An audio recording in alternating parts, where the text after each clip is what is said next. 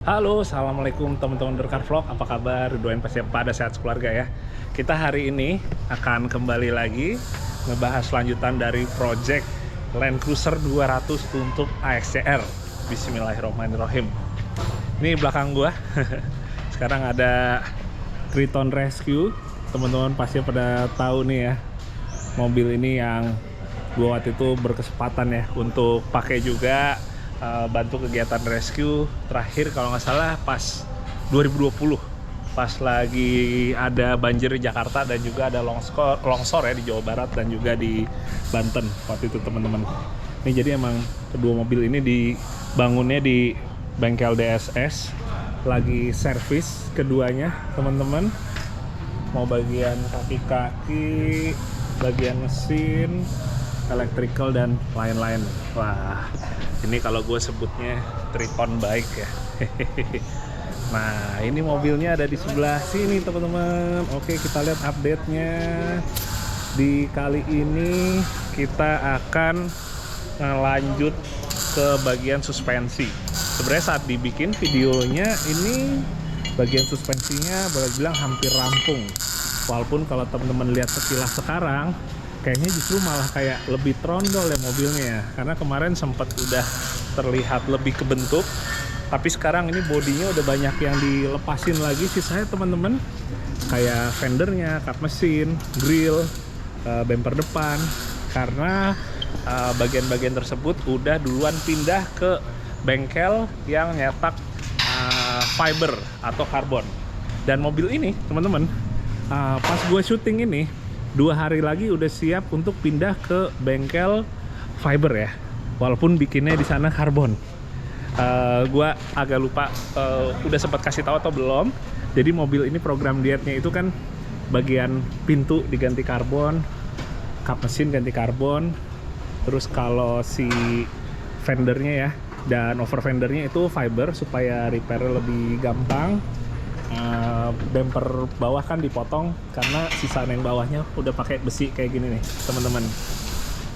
Bumper pipa besi, ada skid plate-nya, tambahin ada shackle-nya, terus yang bagian tengah kan yang untuk nanti dicolokin bracket winch yang removable ya, atau bisa dipindahin depan belakang. Sekarang kita akan ngebahas untuk suspensinya teman-teman. Wah, ini dia nih.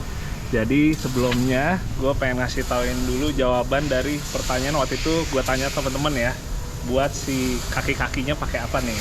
Jadi kaki-kakinya teman-teman, kalau kita ngomongin dulu pertama si armnya ya, mau yang lower arm atau yang upper armnya di sini, ini emang pakai bawaannya dari Total Chaos Fabrication. Sebenarnya bukan bawaan, maksudnya aftermarket ya.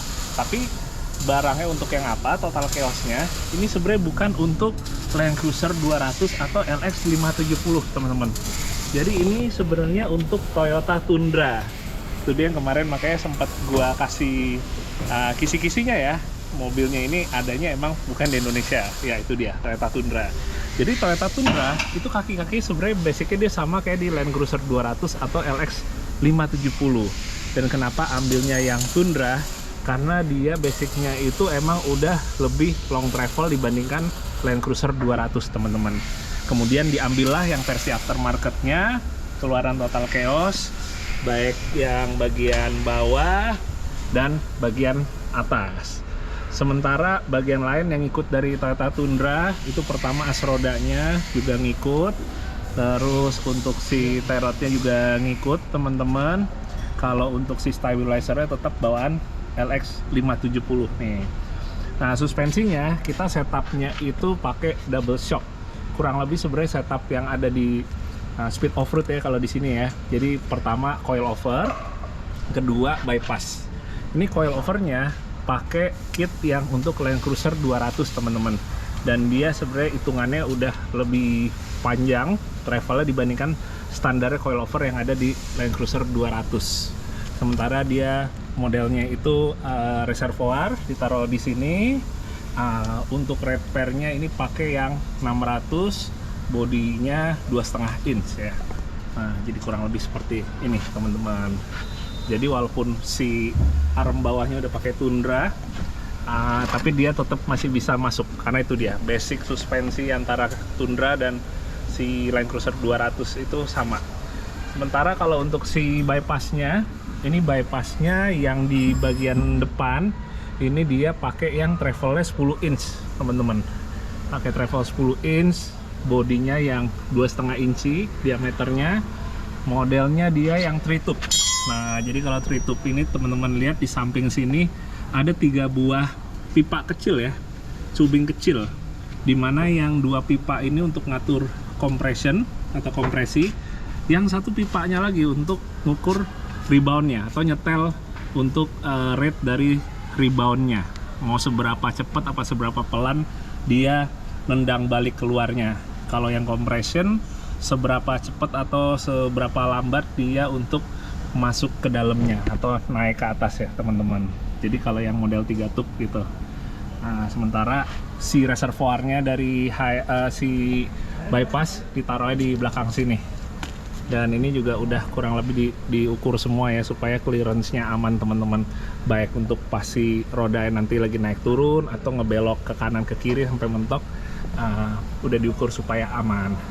Nah, sementara ini di bagian kolong dari si spakbornya ini kan sebenarnya nantinya akan dibersihin lagi. Sebenarnya sih setelah ini sih persis. Jadi kayak misalnya bagian ini bakal ada yang dipotong lagi dan dilipat lagi supaya bannya nanti nggak mentok saat ngebelok atau travelnya naik.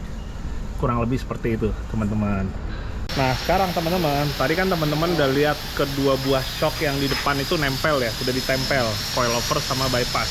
Nah setelah setting, udah istilahnya udah di fitting semua, udah aman, si shocknya sekarang akan dilepas.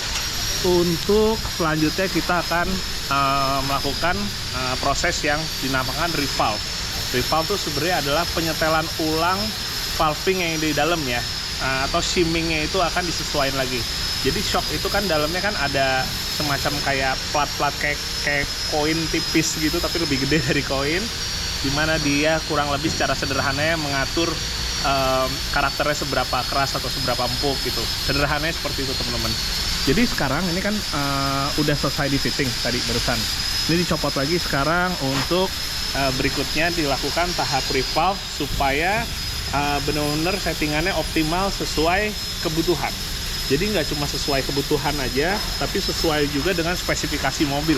Misalnya bobotnya berapa, terus nanti kebutuhannya itu untuk dipakai seperti bagaimana, off-roadnya, itu semua yang akan dibutuhkan untuk kita bisa dapetin shock yang benar-benar settingannya emang istilahnya dapet banget gitu, pas banget. Jadi yang sebelah udah dicopot, ini sisa sekarang tinggal yang coil overnya teman-teman, yang berikutnya juga akan segera dilepas. Dan sekarang teman-teman, sambil kita nanti ngelanjutin lagi buat nemenin nganter shocknya ke bagian suspensi, kita akan ngebahas dulu untuk ban dan velg yang akan dipakai di Land Cruiser 200 AXTR. Jadi sekarang nih yang teman-teman lihat, ini untuk bannya menggunakan BF Goodrich KO2 AT ya, berarti ukurannya 285/70. Sementara velgnya kita pakai Brad Wheels, tipenya yang Windrace S dengan spesifikasi diameter 17 inch, lebarnya itu 8,5 inch dan offsetnya 0. Nah, tapi teman-teman, ini sebenarnya boleh dibilang ban dan velg sementara dulu. Jadi nantinya yang akan dipakai balap untuk bannya tetap kita akan pakai BF Goodrich, tapi yang MT itu berarti KM3, ukurannya juga sama 285/70 R17.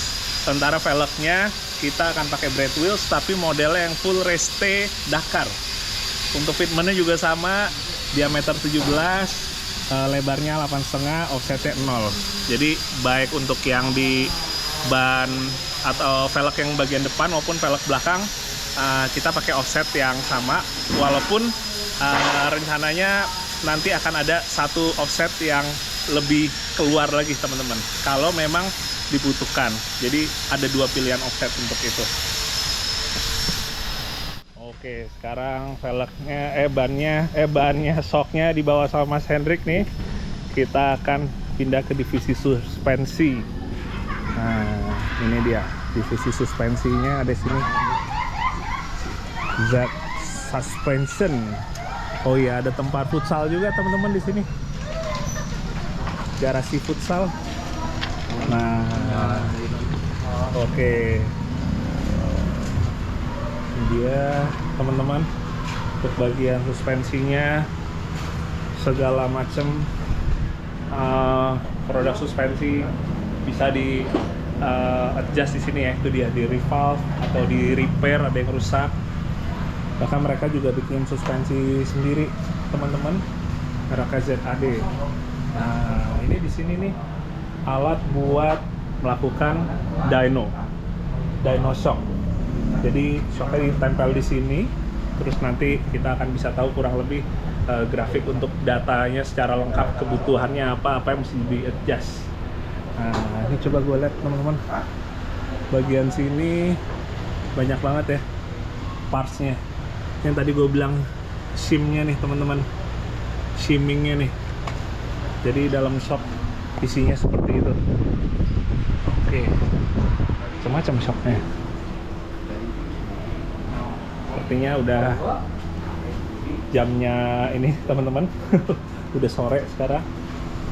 Jadi mungkin nanti kita akan coba mampir lagi besok-besok ke sini sebelum sore banget ya. Karena sekarang udah mau jamnya pulang teman-teman. Oke teman-teman, kita lanjutin lagi. Ya, tadi sebelumnya masih banyak suara berisik dari gerinda dan lain-lain karena emang udah selesai. Jadi kita agak lebih enakan nih di sini nih buat lanjut ngasih liatin bagian yang belakang. Oke. Jadi ini bagian belakangnya sekarang kondisinya udah jadi untuk suspensinya, dudukan baik untuk yang si bypassnya maupun untuk yang coil overnya. Ini sekarang pada ditutupin dulu soalnya baru selesai untuk dilas mati semua bagian-bagiannya. Jadi kan kemarin itu buat si roll cage kan emang udah duluan ya. Jadi emang udah duluan di epoxy lalu di cat. Nah, kemudian emang lanjutannya baru ngerjain dari nol untuk dudukan suspensinya. Kurang lebih seperti ini teman-teman. Sorry kalau misalnya masih agak berantakan, jadi masih kurang berbayang, tapi kurang lebih kalau dari belakangnya seperti ini nih. Ini dia tadi kan yang coilovernya, sementara yang bagian depan itu yang bypassnya. Ini coba gua kasih liatin, ada beberapa foto beberapa hari yang lalu ya, yang versi nggak dibungkusnya biar agak lebih kebayang posisinya, walaupun belum selengkap yang sekarang ya, belum finalnya seperti yang sekarang si dudukannya. Kemudian ini ada palang, posisinya itu dia ada di sebelah kiri dan ada di sebelah kanan. Ini yang akan menjadi bracket untuk si ban serep. Jadi ban serepnya ini kan akan ditaruh di sini kan, seperti yang udah gua kasih liatin sebelumnya. Nah, sementara ini kurang lebih untuk megang kanan dan kirinya teman-teman. Nah, nanti diikatnya ke situ tuh. Nah, sementara, wah ini di balik topi. Ini kan yang jadi dudukan untuk winch-nya. Jadi winch-nya nanti posisinya kan di sini nih teman-teman. Terus dia pakai pen, bisa dibuka untuk nantinya kalau kita butuh untuk winch dari depan ke lubang yang tadi kita sempat lihat di bumper depan ya teman-teman. Kemudian di bagian sini, bagian tengahnya sini antara ban serep yang kiri dan kanan, ini akan ada box, akan ada kotak aluminium, tempat untuk nyimpen segala macam perintilan ya atau barang-barang yang dibutuhkan untuk dibawa. Kayak misalnya contoh kita bawa strap, misalnya kita bawa kebutuhan lain yang kaitannya misalnya untuk kayak ngebongkar ban, misalnya kayak kunci rodanya, walaupun kita akan pakainya modelnya yang impact ya teman-teman ya. Modelnya kita akan pakai yang power tools, bukan yang kunci roda biasa. Kemudian kita akan bawa beberapa perintilan yang sifatnya spare juga akan ada di situ. Jadi ya insya Allah kayaknya muat banyak kalau di Land Cruiser 200 ya teman-teman ya, karena kita bikin untuk boxnya akan bisa lebih besar lagi. kita geser ke bagian sini teman-teman. Ini dia untuk dudukan bump stopnya. Jadi bump stopnya pakai hidrolik teman-teman. Gua akan coba dulu bantu pakai senter biar enak. Nah, ini dia teman-teman. Ini bagiannya tinggal dicat aja. Udah di las mati. Jadi udah selesai untuk pengelasannya. Sementara kalau kita lihat ke kolongnya, ya kurang lebih seperti ini teman-teman. 2 buah shock udah duduk di gardan, baik bypass maupun coil over. Sementara si link armnya udah diganti pakai yang punya Total Chaos, baik yang bawah maupun yang atas sana. Kita coba lihat dari belakang ya. Kurang lebih seperti ini. Nah, lebih jelas kalau dari belakang. Jadi shocknya udah boleh dibilang udah beres teman-teman. Ini panhardnya atau track barnya yang melintang ini juga sama, pakai keluarannya yang Total Chaos juga, dari Total Chaos. Jadi kurang lebih sih sebenarnya kalau untuk kaki-kaki udah tinggal finishing ya, maksudnya tinggal ngecat aja. Dan setelah ngecat baru nanti fine tuningnya saat kita akan melakukan pengetesan. Karena sekarang ini teman-teman, kayak tadi gue bilang kan, abis dari sini akan pindah dulu ke bengkel body untuk masang dan fitting pintu, baik yang depan sampai yang bagian belakang, terus juga fender, kap mesin dan lain-lain. Setelah itu pindah dulu ke bengkel mesin. Jadi untuk bengkel mesinnya nanti akan dipindahnya ke Autodyne, itu di daerah Pasar Baru. Mesinnya ini nantinya akan gimana? Tinggal tunggu aja update-nya. Yang pasti untuk mesin, selain kita beberapa bagian direkondisi, ada juga yang di-upgrade. Cuma upgrade-nya seperti apa, atau pasang supercharge apa enggak, dinaikin cc-nya apa enggak, atau mungkin ECU-nya diganti apa enggak, itu nanti yang mungkin berikutnya akan kita update. Tapi untuk sekarang ini sampai kurang lebih segini dulu yang ada di sini. Walaupun terlihat masih berantakan, tapi sebenarnya kalau udah diberesin sama beberapa bagian lagi udah ditempel, itu akan jauh terlihat mobil lebih bulat lagi. Nah, nanti setelah udah dari bengkel mesin, akan kembali lagi ke DSS teman-teman. Akan kembali lagi ke sini untuk finishing. Sementara apa aja finishing, nanti tinggal kalian lihat aja ya update video berikutnya. Cuma yang pasti teman-teman, ini di bagian sini untuk tangki bensinnya sayang belum datang. Ini jadi satu bagian yang boleh dibilang mundur dari jadwal, karena dari sananya pengirimannya agak ketahan karena produksinya katanya ya dari Inggris kalau nggak salah teman-teman. Untuk si tangkinya yang emang sertifikasinya itu udah FIA. Tangki yang pasti 120 liter. Tangki yang emang biasa dipakai juga untuk rally cross country atau rally raid. Terus di bagian depan sini yang insya Allah minggu depan datang adalah jok dan juga perintilan lain seperti misalnya seat belt, terus juga untuk setirnya dan yang kaitannya dengan di bagian kokpit balapnya. Walaupun untuk bagian tersebut nggak harus dipasang sekarang, karena kayak jok seat belt itu termasuk ke dalam bagian yang akan dipasangnya di finishing. Jadi kalaupun telat nggak apa-apa, aman. Tapi yang gue berharap jangan sampai mundurnya terlalu jauh adalah tangki bensin. Kenapa? Karena tangki bensin itu sangat dibutuhkan untuk nantinya pastinya pas mobil ini udah di bengkel mesin ya.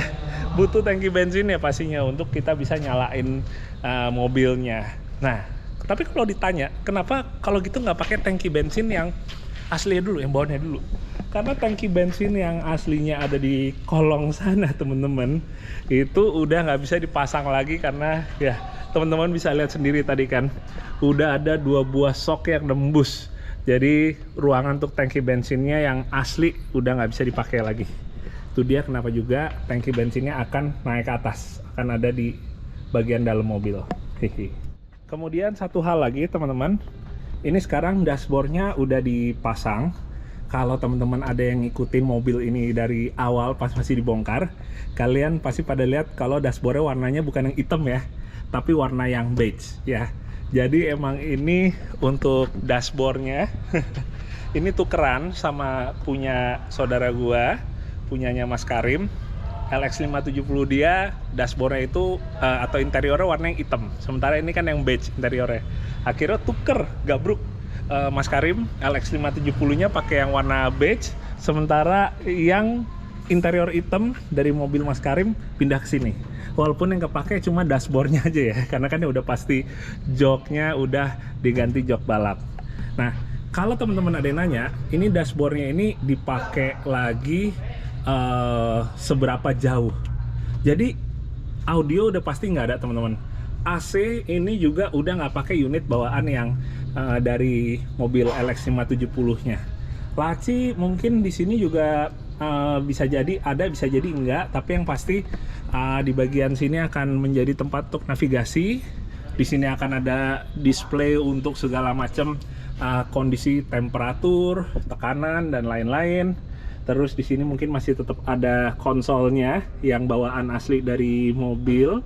Terus habis itu kalau klaster instrumen utamanya tetap akan dipakein dan tetap aktif teman-teman. Kurang lebih seperti itu. Oke teman-teman, mungkin videonya kali ini singkat aja, sekian dulu aja. Terima kasih buat kalian semua yang udah ikutin update-nya untuk project Land Cruiser 200 AXCR ini. Bismillah, insya Allah lancar. Dan terima kasih banyak juga untuk kalian yang udah pada support ya. Insya Allah bisa berjalan lancar sampai hari H balap nanti. Jadi ya kalian ikutin terus aja perkembangannya. Kalau mungkin kalian mau ngeliat update-nya lebih intens lagi, jangan lupa juga follow Instagram gue ya, karena gue update untuk istilahnya yang lebih rutinnya lagi gue lakukan di Instagram. Dan kalau mungkin kalian suka dengan video yang ada di channel JJ Logi, jangan lupa juga untuk subscribe dan juga share video ini ke teman-teman kalian yang mungkin membutuhkan atau bisa jadi tertarik juga. Oke, sampai ketemu lagi. Dadah, assalamualaikum.